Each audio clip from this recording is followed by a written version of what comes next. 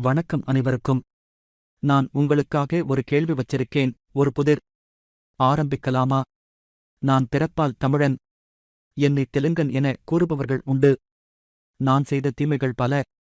நாட்டு மக்களுக்கு புத்தி சொல்லும் படங்கள் பல நடித்தேன். என் பணத்தை எனக்காக என வைத்துக் கொள்ளாமல் பலர் வயிறார கொடுத்தேன்.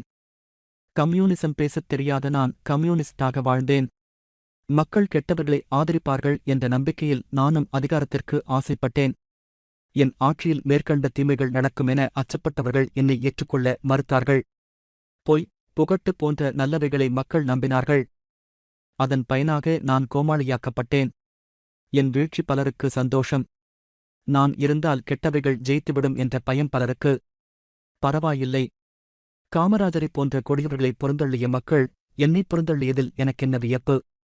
நானும் ஒரு எருமைத்தோலன் தானே. கோமாளிகளின் ஆட்சியில் மக்களுக்கு நிறைய பொழுதுபோக்கு இருக்கும். அது இருந்தால் போதும் வாழ்வதற்கு. காமராஜரை இந்த மண்ணுக்குள் புதைத்ததால் கிடைத்த சாபம் என்னாலும் நீளும்.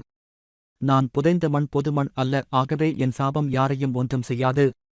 என்னைத் தெரிந்தவர்கள் சொல்லுங்கள். நான் நல்லவனா கெட்டவனா?